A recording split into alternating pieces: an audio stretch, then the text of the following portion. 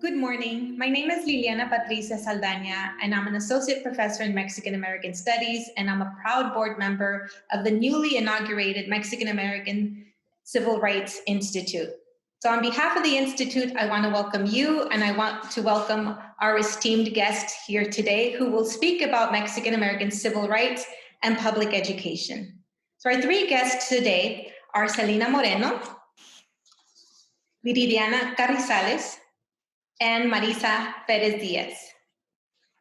So I want to introduce our esteemed guests. Celina Moreno is the president and CEO of the Intercultural Development Research Association, a national nonprofit organization dedicated to the equity and excellence in education.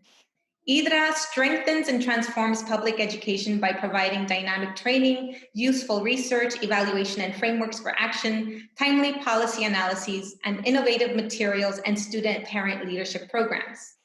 Ms. Moreno is an invited member of the Texas 2036 Advisory Committee on Maximizing Education Resources for Texas 2036's Education Research Project.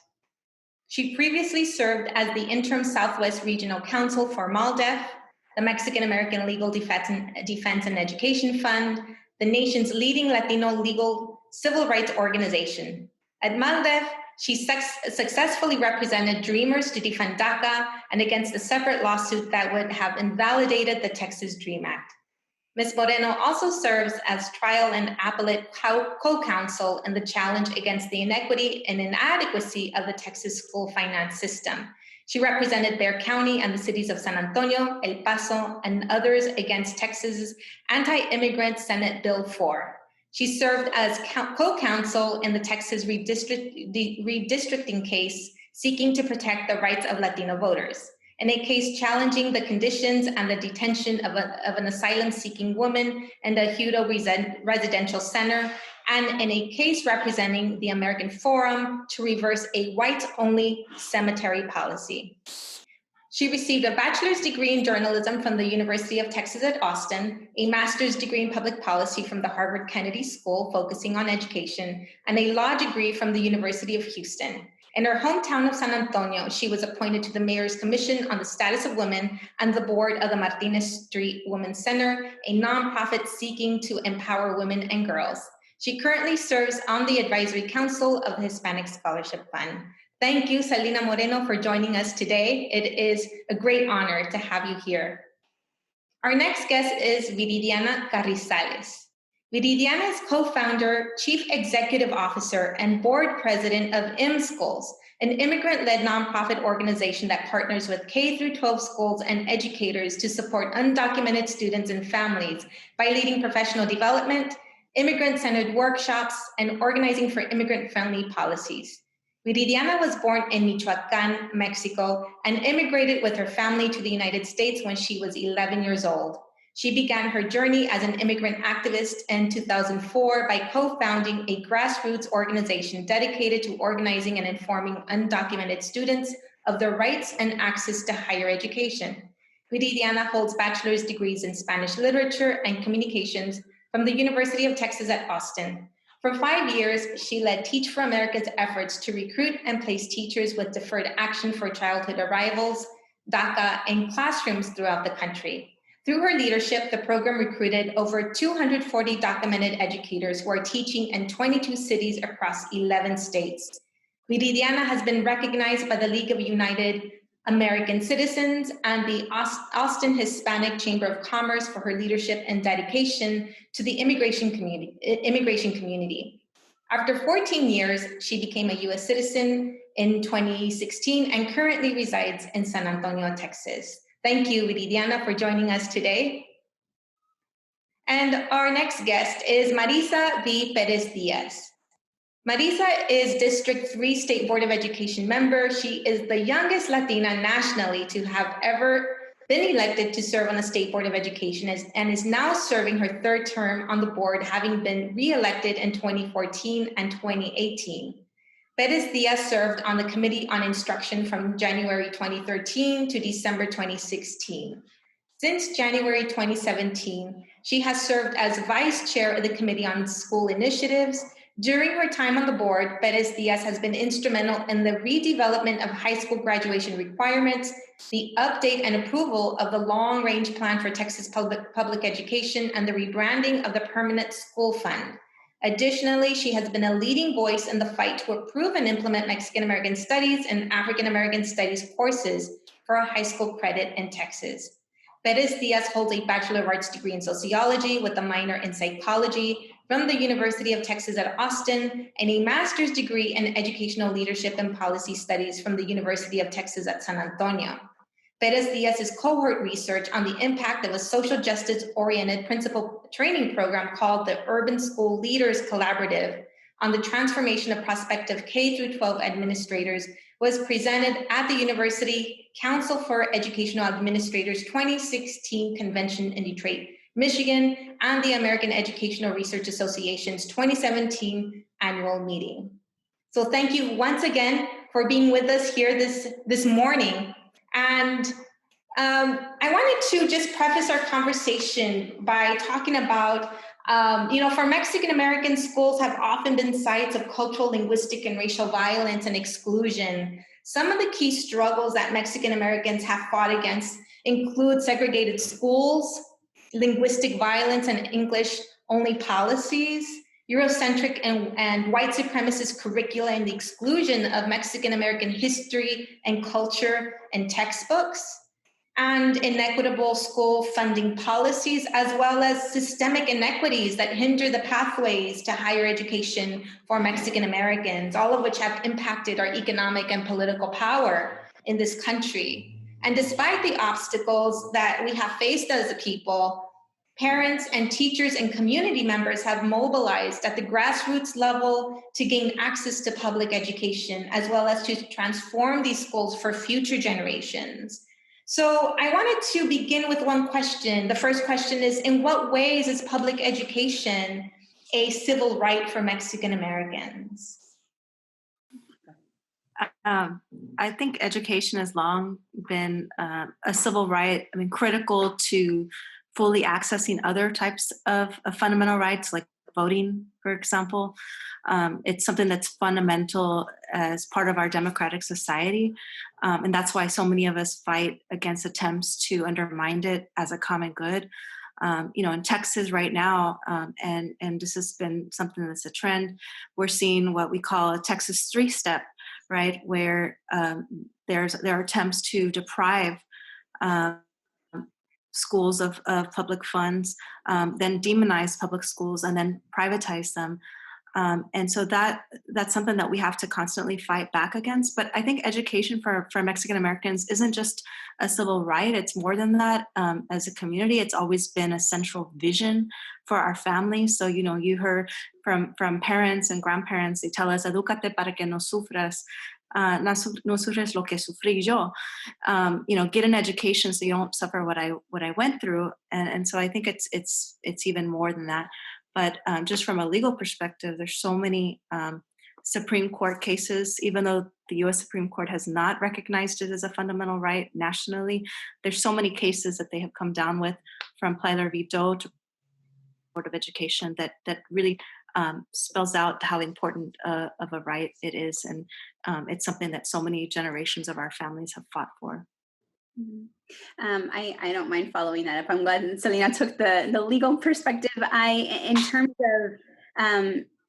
In terms of what it means for Mexican American families, I completely agree with everything that Celina mentioned. In addition to the fact that our families have fought for a very long time, been here for a very, very long time. There are generations and generations of families that have seen a lot of transition throughout this nation's history, and for us to be a part of that, not just be not just to be looked over, but to be enmeshed in it, to be included and involved in it, is really powerful. Here in San Antonio alone, we have Edgewood ISD, which was prolific in passing some federal legislation in terms of school funding. And so we have power in people, power and voice. And I think that what tends to happen a lot of the times for our Mexican-American families and our Latinx families in general is that we're so culturally wired to be a communal type of people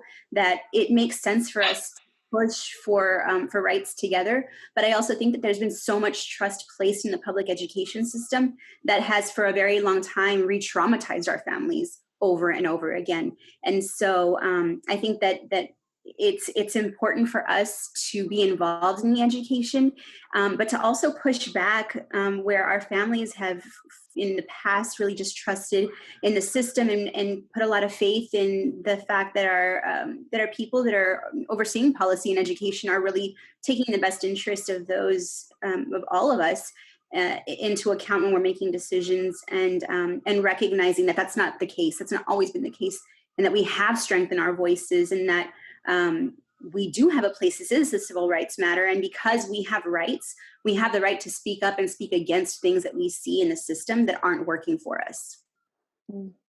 Yes, yes to all of that. And thank you so much, Dr. Saldaña, for inviting me. And it's really an honor to share this virtual space along with two powerful mujeres that I'm constantly learning from. So I think from my perspective, coming to this country when I was 11 years old, the reason why my parents came to the U.S. was in pursuit of this, better education.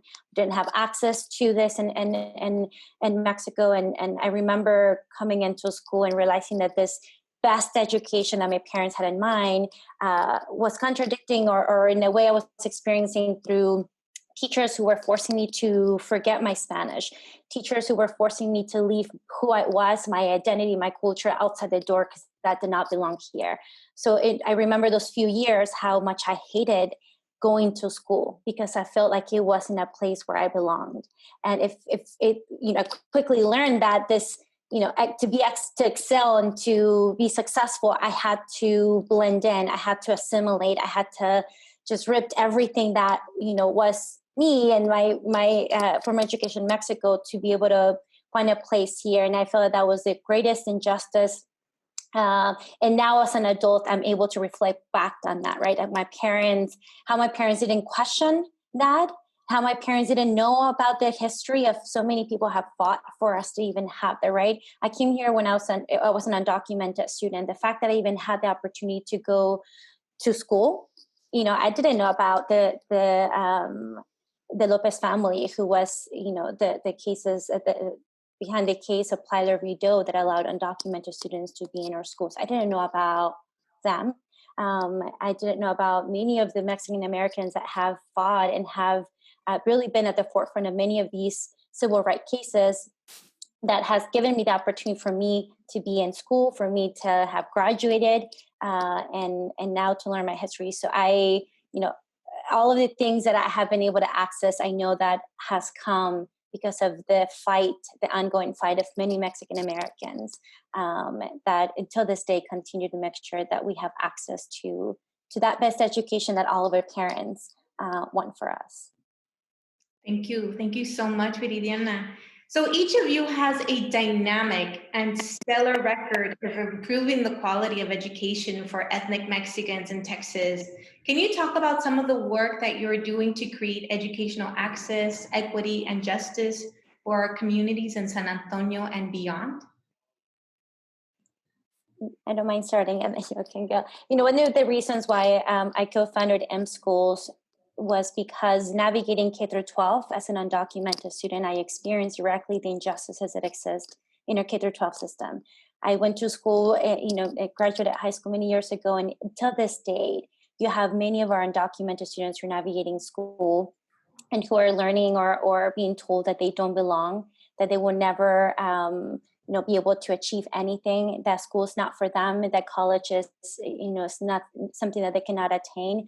So I continue to witness the injustices that are happening in our K-12 system, which is why, I co-founded this organization to make sure that we're changing the pathways, that we're changing, how we're treating our students, especially those who are undocumented in this country. For my family and I, my family was actually never able to come into my school to advocate, to be part of any school conference, because I remember in my elementary, my in middle school and when I came here, how the front office will automatically ask anyone who came into the school for a driver's license. And I remember overhearing this when I was in middle school and as a middle school student, and told my parents not to come to my school at all, because I was so afraid that my school was going to be asking for an ID that they did not have. So for me, most of my K through 12, I remember being a place of fear, a place where, again, I didn't belong. And that is why I'm doing the work that I'm doing right now with ImmSchools, to change this for our students, to make sure that none of our students feel like their immigration status is what defines their potential or what can define what they're able to do. Gracias, Viridiana. I don't mind. So, serving on the State Board of Education is sort of an interesting place to be. I'm one of 15 members on the board, representing different geographic areas of Texas. But of the 15 members on the board, there are only 3 Latino people, right? 3 Latinx people, and we all represent the border. Like we represent the entire borderland of Texas. And so we recognize that some of the challenges that our communities that we represent face are very different from the challenges across the state. And in recognizing this from the very beginning of my tenure, was working with one of my colleagues to ensure that we saw inclusivity first and foremost in the curriculum, and so the most obvious of what's been happening with the state board is the work that we're doing in ethnic studies courses.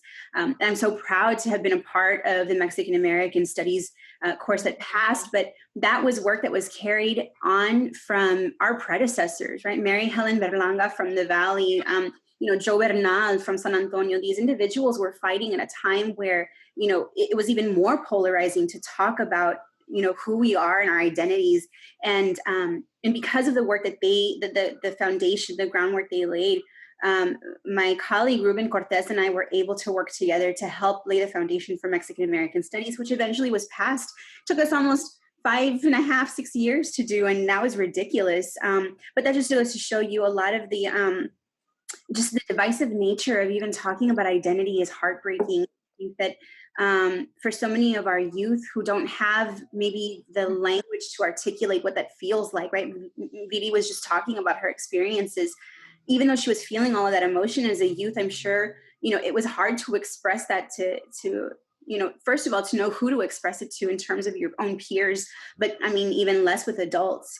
And so providing a safe space for our youth to recognize that their identity is important and that people who look like them have contributed in really powerful and meaningful ways to this country, and that they've been here for hundreds and hundreds of years before the founding of this country is important. But when youth don't see themselves reflected, they can detach that much more easily from their education. So that's first and foremost, that was the driving factor and the driving force behind why the inclusivity of identity studies, ethnic studies courses are so important. But on top of that, we were working on Mexican-American studies in the same year that we were doing that. We were also working on our long-range plan for public education. Typically, that plan is something that the State Board of Education reviews every 10 to 12 years, and we complete it and it goes up on a shelf and nobody ever opens it up again. But the idea behind the amount of work that we put in this time around was because we wanted to make sure that all of our families had access. When we're talking about the families that are in K-12 education in Texas, we're talking about 54% of our youth population in the schools. And so we have so many Latinx families that are represented in our communities. It's important to have them engaged in meaningful ways as well in what the development of education looks like. And so one of the priorities that we wanted to make sure was very explicitly identified in our long-range plan for public education was family engagement and empowerment, and ensuring that families were part of the conversation when it came to creating public education policy. And there have been subsequent laws that have helped to support that work. And we hope that moving into the next legislative session, we continue to support laws and see laws that push family engagement, because the majority of the families that are experiencing public education here in Texas are Latinx families, and the majority of those Latinx families identify as Mexican American or as Mexican, right? And so it's so important to see that happen, because again, we have power in our voice, and we just need to know that they just need to know they have a space. Thank you, Marisa. One of the reasons why I'm so excited about the work that you, Dr. Saldaña, and the MACRI team are doing is because you're really honoring San Antonio as a place where so many national civil rights organizations that fight for Mexican Americans and the Latinx community were founded. I've been very privileged to work for two of those such national organizations, both IDRA and before that MALDEF. And those organizations have a long history of working together, actually, as both attorneys and litigators and policy advocates with the star witnesses and researchers, at IDRA, starting from the Plyler v. Doe case and U.S. v. Texas that led to the first bilingual education law in Texas. Both organizations were critical in that, and, as well as all of the mini school funding cases in Texas. And so I wanted to just honor the work that the organizations, it's not just work I've done, but just I'm proud to be part of a legacy of these two organizations. To answer your question specifically in terms of what I've been involved with, I've been lucky to fight alongside Marisa to push the State Board of Education to reject a racist textbook on Mexican American studies, as well as push for ethnic studies courses and a more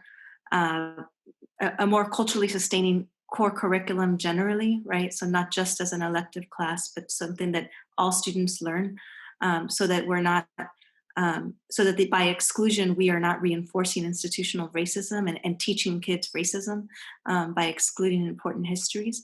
I've also been very fortunate to work alongside the Dreamer community, and I know Viri has been critical in that, along with many of our allies in coalition to fight almost every legislative session against attempts to repeal the Texas DREAM Act. So I've been privileged to fight that both in the Texas legislature, but also against an anti-immigrant group who sued to end the Texas DREAM Act in court. We were able to end that case successfully. And then most recently, being part of the school funding cases, as well as the case to defend DACA. This is a case that is actually, after the recent Supreme Court decision, extremely important, and my colegas at MALDEF are fighting against it right now, in the case that I was recently involved with, representing 22 brave dreamers who decided that they were going to rain on the Trump administration's party with the state of Texas. They were sweetheart adversaries on the same side, both trying to end DACA, and these dreamers intervened to be defendants and defend DACA against those entities. And so that's something else that we're watching closely and that I was lucky to be a part of. Thank you, Celina. No, the work that each and every one of you is doing is just absolutely incredible, and speaks to the legacy that we continue to work to keeping in our communities. So I wanted to know a little bit more about what you think that we as a community can do to transform public education for present and future generations. I mean, we know that we have this rich history, right, of people-powered movements. And it's been through community that we've been able to create change, right, through coalition building, through at the grassroots level in our own communities, building our movements at the statewide level and then at the national level. So what can we as a community do right now to transform public education for our present and future generations? Well, I think Marisa said it, and so did Viri. I mean, I think it's so important to build coalitions. We founded, IDRA founded and co-administers along with MALDEF a race equity coalition focused on education called TLEC. It's an organization that incorporates, and I think we have to, the way we work, we have to include the business community and the grassroots community and the grass tops community and the educators. And all of us work together to fight very powerful interests seeking to undermine public education as a common good. And so I think building coalitions is one way, but also improving the diversity in who is actually advocating. So many times, my colleagues and I will be the only Black person or Latina in a room of policy advocates in a state where three of every 4 students is a student of color, and that is 100% inappropriate. It should not be that mostly white men, frankly, are making decisions for a majority student of color student body. And so I think that's another thing. And then making sure that people who are most directly impacted are not just at the table, but really centered in these conversations. And so I know that's something that we work very hard on in our current work at IDRA, is to build parent leadership and student leadership, and connect these networks of parents that are not just, they don't just care about their education, their child's education, but they want to be leaders, right? So not just inviting them to a PTA meeting or offering a GED or ESL class, but actually inviting in parents and students as leaders in their own education or in their children's own education. Yes. Thank you so much. I have one more question. What might an organization like MACRI do to educate the larger community about our civil rights movements and education? I think I'll say, tap the organizations that already exist. I was going to say, IDRA is doing an amazing job, Celina, under your leadership, to really build out networks that are committed to race equity, to social justice, and so ensuring that's key, right? Building out those relationships. But I think also encouraging our youth. I think there's a lot of power in youth that really gets overlooked. We've seen amazing examples of it recently with a lot of different issues that have popped up as COVID hit. Here in San Antonio, you had youth standing up against school boards, telling them what they need out of their own education, and school boards are listening. There's power in that. And so I think that an organization like MACRI can provide the foundation, provide the context for our youth to build off of, because they've got power, they've got energy that I think some of us don't have to be out there. But we're also, I think, in doing that, also building up future members of the Mexican-American Civil Rights Institute, right? Future leaders of IDRA, future State Board of Education members, future, founders of nonprofit organizations that are doing the work.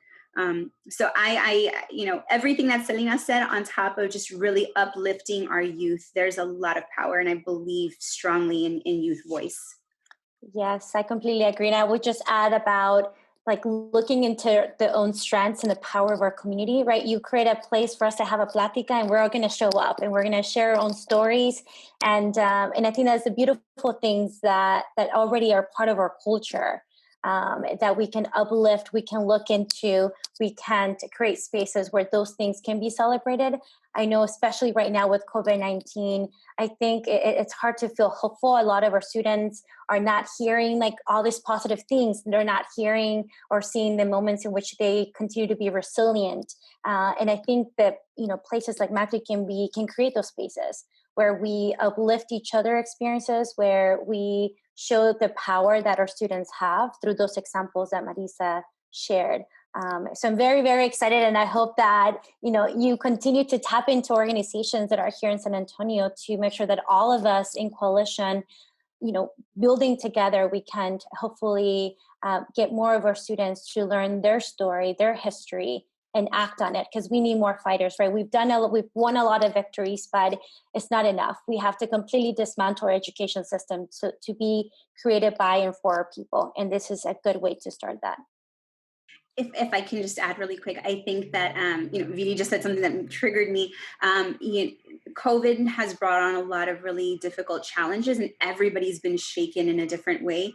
But I'm an optimist. One of the silver linings I feel in this is because the system is vulnerable, this is the optimal time to infiltrate and shake this system even more and direct what we want to see out of public education, because we're now having to reinvent and reimagine what it looks like because of the situation we're currently in. So this is a great time to do that.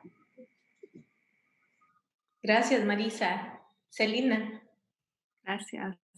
I think adding to that is also just working alongside and especially building up the momentum and honoring the work of